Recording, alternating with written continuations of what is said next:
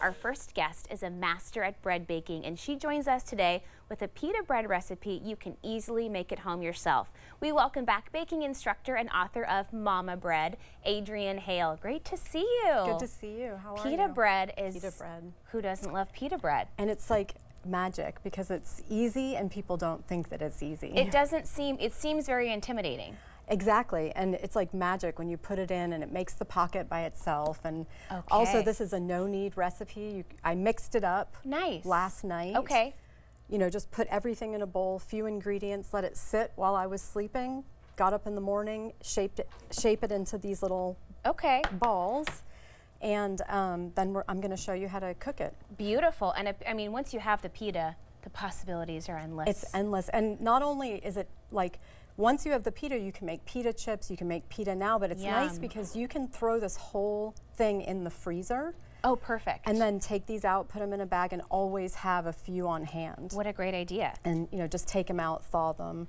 I mean, it's one of the oldest breads. Pita, I just learned, means bread in Aramaic. There you go. That's how long we've been making pita. It's like naan, right? If you're saying naan bread, you're saying bread. Yeah, pita bread. We have bread's been around. But we love bread, so we can say it twice. Yes, okay. Exactly. Where do we start with this? Well, so like I said, I mixed this up last night, shaped it into these little rounds today. So at this point, all we're going to do is take each one out, dredge it in some flour, and then pat it out. It's super easy. Okay. And then we can just throw them in the oven. And the nice thing about this is that you don't even need to do it in the oven. You can actually do these right on the grill. A lot of times, like, you know, in the summer when it's hot and you don't feel like cooking inside, you can make these, throw them right on the grill. Oh, that's a great idea. I see videos of people doing stuff like that and it looks very intimidating. So good thing we have you here. I mean, you know. And then what's the actual dough? The dough is just, this one has, the recipe that I make, sometimes, you know, you can make it with white flour or whole wheat flour, but the nice thing is, you know, like I said, it's an ancient bread, so you can make this with what we call ancient grains. Okay. So meaning like, you know, einkorn, emmer, the ones that kind of also sound intimidating, but are just really easy. We're making bread with very old grains. Beautiful. I'm going to help you and do one of these so I can pretend like I'm your student today. I'm going to take this off so we can put this in the oven. Okay. We could do it right on the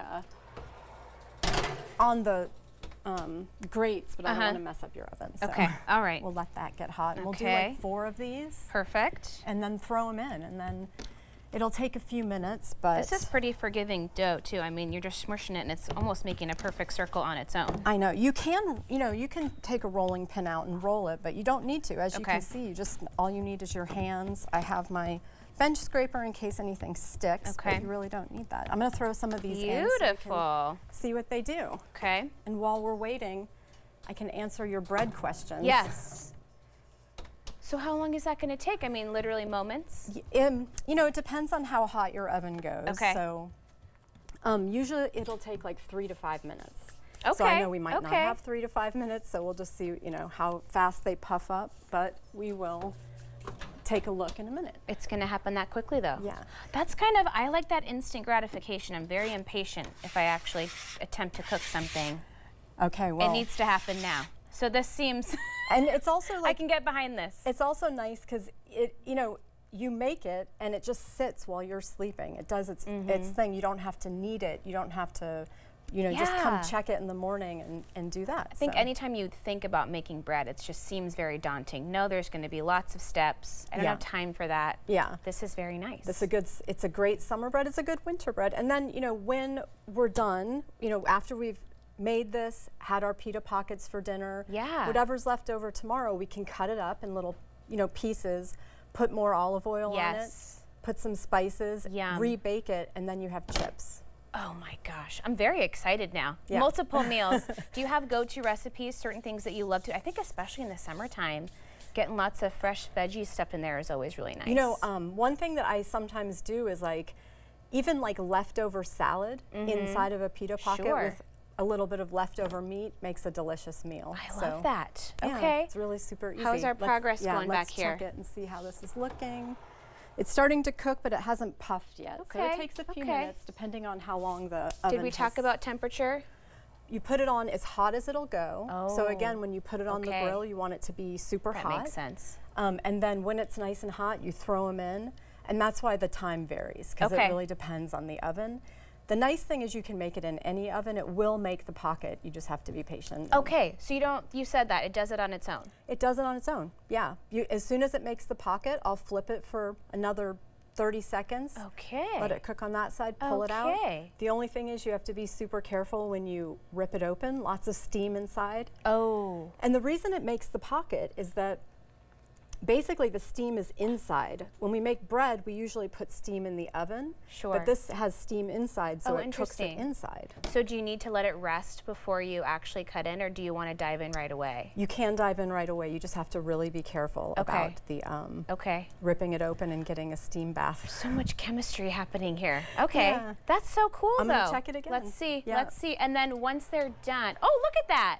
Like I said. Magic. I'm just going to flip them. Let them go another minute, but did you see how much they puffed up? Did you just do that with your bare hands? I did. Do you have no feeling in your fingers? I have no feeling in my fingers. I've burned everything at this point. That's the thing that happens. That's like a true badge of honor. Yeah, yeah. So then they only need about 30 more seconds? Yeah, they should be good. Okay. I can just pull one out and This is so fun. A start to finish pita right before our very eyes. Look how perfect that looks. And so these you can just kind of, like I said, rip that. Open. That's beautiful. And you've got a pita bread. And you can see it's got a couple of those little perfectly brown spots. You could probably let it go a little bit longer and get more color on there. But exactly.